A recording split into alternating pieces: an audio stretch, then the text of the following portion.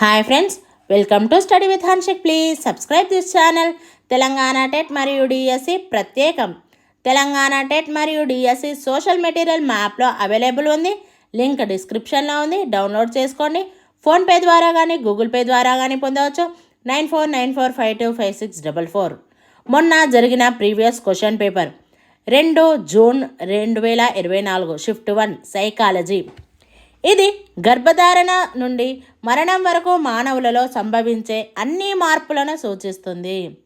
1 పెరుగుదల, 2 అనువంశికత, 3 పరిపక్వత, 4 వికాసం.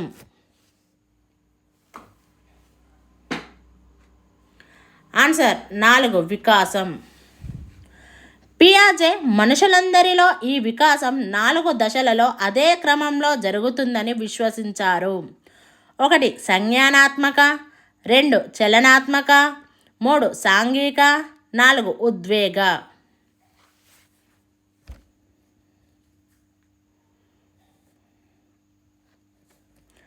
ఆన్సర్ 1 సంజ్ఞానాత్మక.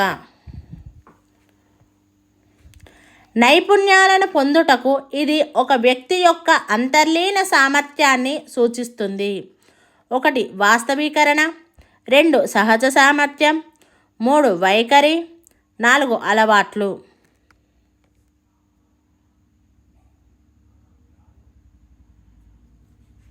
ఆన్సర్ 2 సహజ సామర్థ్యం. 1905లో ఆల్ఫ్రెడ్ బినే మరియు థియోడర్ సైమన్ దీనిని కొలవడానికి విజయవంతమైన ప్రయత్నం చేశారు.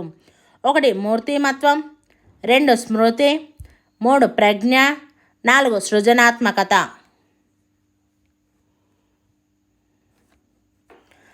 ఆన్సర్ 3 ప్రజ్ఞ.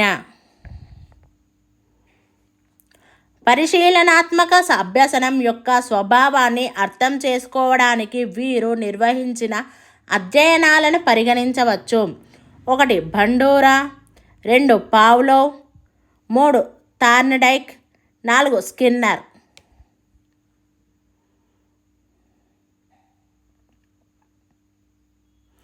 Answer 1 Bandura.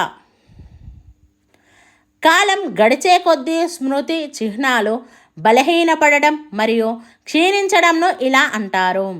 1 అమ్నీషియా, 2 దమనం, 3 క్షయం, 4 అవరోధం.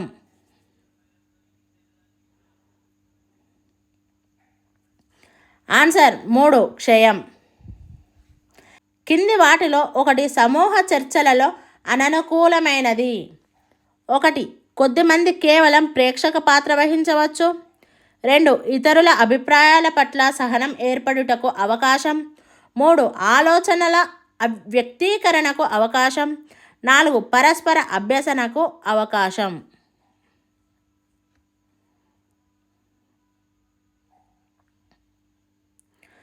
ఆన్సర్ 1 కొద్దిమంది కేవలం ప్రేక్షక పాత్ర వహించవచ్చు. శాస్త్రీయ నిబంధనలో స్వయంచాలకంగా ప్రతిస్పందనను ఉత్పత్తి చేసే ఉద్దీపన. 1 నిర్నిబంధిత ఉద్దీపన, 2 తటస్థ ఉద్దీపన, 3 స్వయంచాలిత ఉద్దీపన, 4 ప్రతిస్పందించే ఉద్దీపన.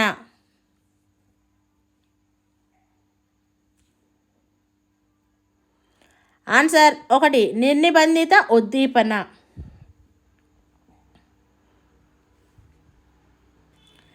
9 ఏళ్ల ఒక బాలుడు ఈత మరియు క్రికెట్ రెండింటినీ ఇష్టపడతాడు మరియు సెలవుల్లో కోచింగ్ కోసం వెళ్ళాలని అనుకున్నాడు. కానీ రెండింటి శిక్షణ సమయం ఒకే వేళ కావడంతో అతను ఈత మరియు క్రికెట్ రెండింటిలో ఒకదాన్ని ఎంచుకోలేకపోయాడు. ఈ పరిస్థితిలో బాలుడు ఎదుర్కొన్న సంఘర్షణను గుర్తించండి. 1 ఉపగమ ఉపగమ, 2 ఉపగమ పరిహార, 3 పరిహార పరిహార, 4 పరిహార ఉపగమ.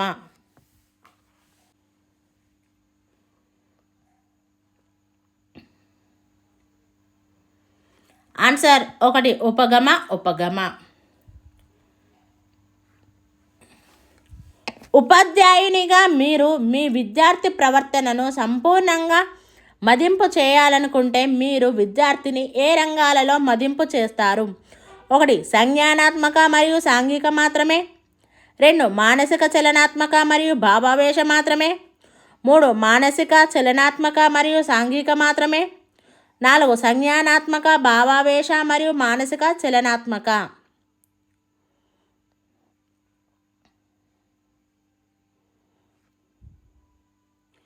ఆన్సర్ 4 సంజ్ఞానాత్మక భావావేశ మరియు మానసిక చలనాత్మక. తన విద్యార్థుల సాధారణ సంజ్ఞానాత్మక సామర్థ్యాలను ఉపాధ్యాయుడు కింది వాటిలో ఏ పరీక్షలను ఉపయోగించాలి? 1 అభిరుచి పరీక్షలు. 2 ప్రజ్ఞా పరీక్షలు. 3 మూర్తిమత్వ పరీక్షలు. 4 వైఖరి పరీక్షలు.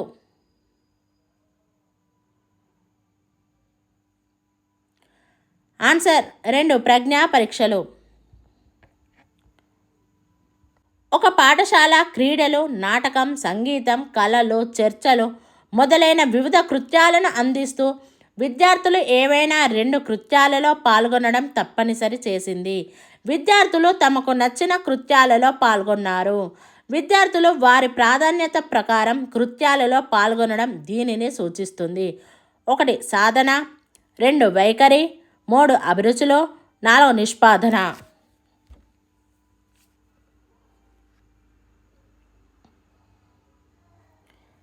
ఆన్సర్ 3 అభిరుచులు. బౌద్ధిక వైకల్యతలో ఈ వర్గానికి చెందిన పిల్లలు వారి జీవితాన్ని నిర్వహించుకోలేరు మరియు జీవితాంతం వారికి నిరంతర సంరక్షణ అవసరం. 1 మధ్యస్థ. 2 అల్ప. 3 బోర్డర్ లైన్. 4 తీవ్ర.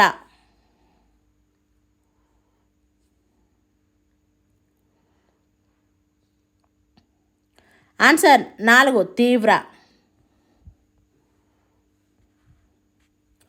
ఒక ఉపాధ్యాయుడు తన తరగతిలో బహుమతులు ఇవ్వని ఒక విద్యార్థి సమూహాన్ని మినహాయించి బహుమతులను ఇచ్చిన ఇంకో విద్యార్థి సమూహంపై విద్యార్థుల నిష్పాదనపై బహుమతుల ప్రభావం అనే అంశాన్ని అధ్యయనం చేశారు. ఉపాధ్యాయుడు ఉపయోగించిన పద్ధతిని గుర్తించండి. 1 అంతఃపరిశీలన. 2 పరిపృచ్ఛ. 3 ప్రయోగాత్మక. 4 భాగస్వామ్య పరిశీలన.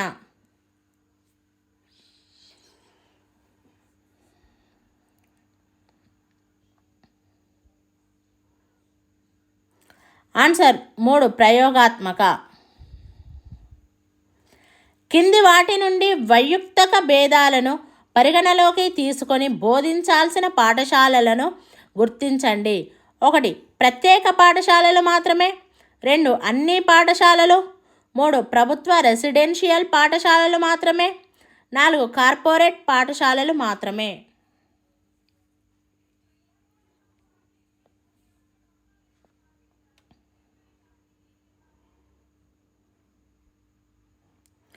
ఆన్సర్ 2 అన్ని పాఠశాలలు. విద్యార్థుల అభిప్రాయానికి విలువను ఇచ్చే నాయకత్వ శైలిని గుర్తించండి. 1 ప్రజాస్వామిక. 2 నిరంకుశ. 3 అనుమతిపూర్వక. 4 జోక్యరహిత.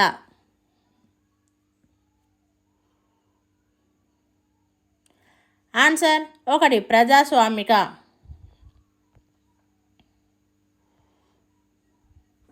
మానవుని శరీర వ్యవస్థలలో జనన పూర్వకాలంలో మరియు పుట్టినప్పటి నుండి మొదటి 4 సంవత్సరాలలో తులనాత్మకంగా వేగవంతమైన వృద్ధిని చూపి మరియు తరువాత సాపేక్షంగా నెమ్మదిగా కొనసాగే వ్యవస్థ. 1 కండరాల వ్యవస్థ. 2 జీర్ణ వ్యవస్థ. 3 నాడీ వ్యవస్థ. 4 పునరుత్పత్తి వ్యవస్థ.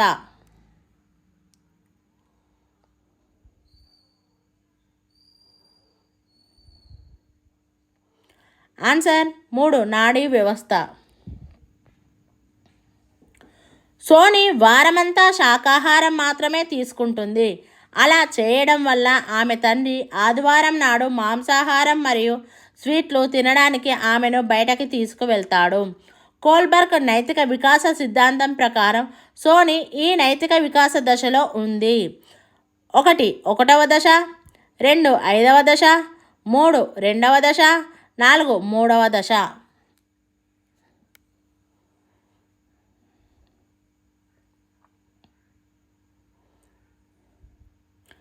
ఆన్సర్ 4 మూడవ దశ. ఒక తండ్రి తన పూర్వ ప్రాథమిక పాఠశాలకు వెళ్ళే తన కూతురికి గుణకారం మరియు భాగాహారం త్వరగా చేసే మెలకువలను నేర్పటానికి ప్రయత్నిస్తున్నాడు. కానీ ఆమె గ్రహించలేకపోయింది. అమ్మాయి గ్రహించలేకపోవడాన్ని థార్న్డైక్ యొక్క ఈ అభ్యసన నియమం వివరిస్తుంది.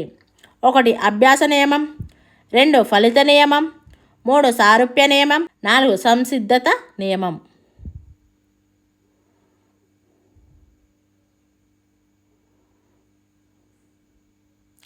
ఆన్సర్ 4 సంసిద్ధత నియమం.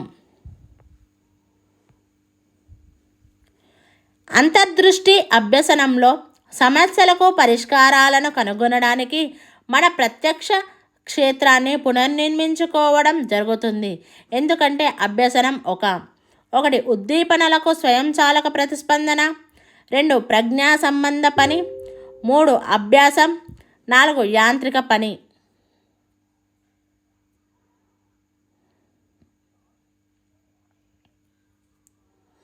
ఆన్సర్ 2 ప్రజ్ఞా సంబంధ పని. ఒక టీచర్ తన ఎలిమెంటరీ తరగతి విద్యార్థులకు వారికి తెలిసిన వారిలో ఎక్కువగా ఇష్టపడే వారిని ఎంపిక చేసుకొని వారిని ఎందుకు ఇష్టపడుతున్నారు అనే దాని గురించి మాట్లాడే ఒక కృత్యాన్ని ఇచ్చారు. విద్యార్థులందరూ తమ అభిమాన వ్యక్తుల గురించి వర్ణించి వారు ఎందుకు ఇష్టపడుతున్నారో సమర్థించారు. ఈ కృత్యంలో భావావేశ అంశం 1 ఇష్టపడటం, 2 సమర్థించడం, 3 వర్ణించడం, 4 ఎంపిక చేసుకోవడం.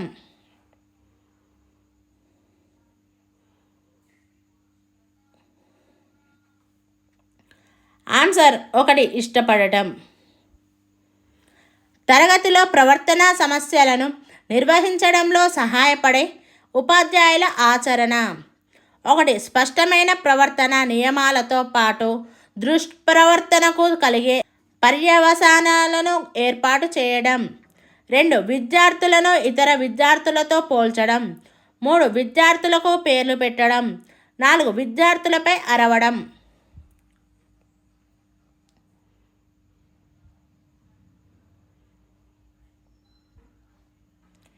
ఆన్సర్ 1 స్పష్టమైన ప్రవర్తన నియమాలతో పాటు దుష్ప్రవర్తనకు కలిగే పర్యవసానాలను ఏర్పాటు చేయడం. కింది వాటిలో స్మృతిని ప్రభావితం చేసే కారకాలు: ఏ మానసిక ఆరోగ్యం, బి అభిరుచి, సి సామాగ్రి స్వభావం, డి కంఠస్థ పద్ధతులు.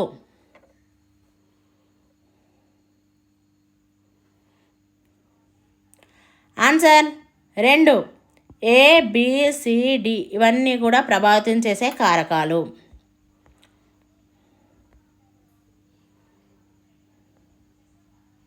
కింది వాటిని జతపరచండి. ఏ అనుకూల బదలాయింపు. ద్విచక్ర వాహనం నడపడం నేర్చుకోవడం 4 చక్రాల వాహనాన్ని నడపడంలో తోడ్పడింది.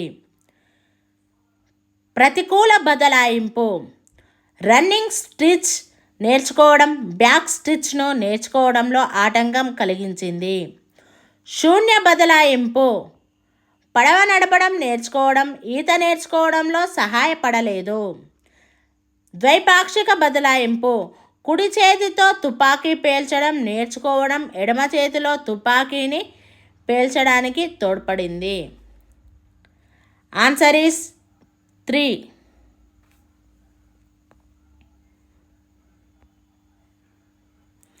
కింది వాటిలో విద్యార్థి ఉపాధ్యాయుల మధ్య అనుకూలమైన సంబంధాన్ని సూచించేవి. ఏ ఉపాధ్యాయుల నియంత్రణ మరియు విద్యార్థి స్వయం ప్రతిపత్తి యొక్క సంతులనం, బి సాంఘిక స్థితిపరంగా సమానత్వం, సి పరస్పర విశ్వాసం మరియు గౌరవం, డి ఆసక్తిపరమైన అభ్యసన వాతావరణం.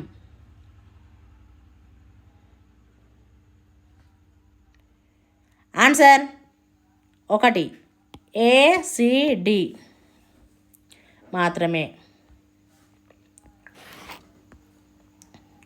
విషయ కేంద్రీకృత నమూనా ప్రధానంగా దీనిపై దృష్టి సారిస్తుంది. 1 అభ్యసించడానికి కావలసిన అభ్యసన వైకల్యాలు, 2 సంపూర్ణ వికాసం, 3 అభ్యాసకుల అవసరాలు, 4 విషయ ప్రావీణ్యత.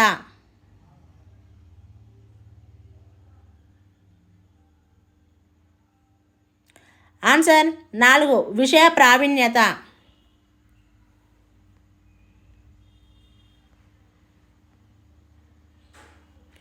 బ్రూనర్ సిద్ధాంతం ఆధారంగా సరికాని స్టేట్మెంటును గుర్తించండి. 1 బోధన కృత్యాలు విద్యార్థులను జ్ఞానాన్ని కనుగొని నిర్మించుకునేలా చేయాలి.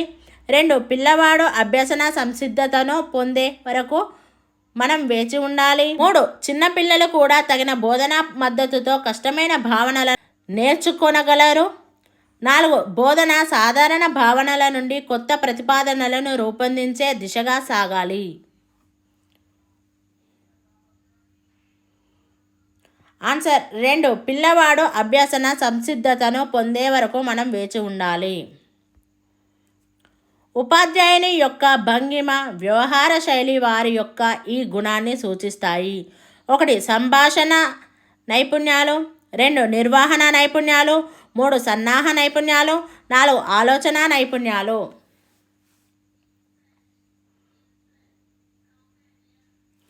ఆన్సర్ 1 సంభాషణ నైపుణ్యాలు.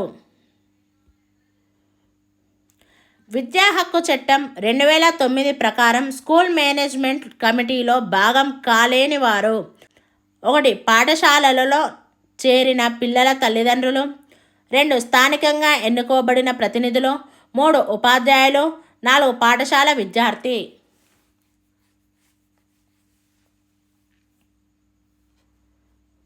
ఆన్సర్ 4 పాఠశాల విద్యార్థి.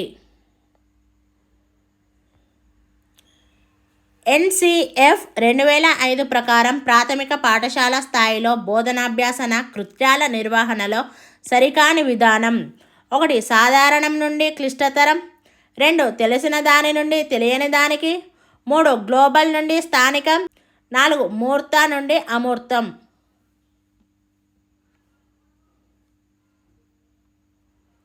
ఆన్సర్ 3 గ్లోబల్ నుండి స్థానికం. Thank you friends. ఈ వీడియో కనుక నచ్చినట్లయితే లైక్ చేయండి, షేర్ చేయండి, కామెంట్ చేయండి, సబ్స్క్రైబ్ చేయండి ఫ్రెండ్స్.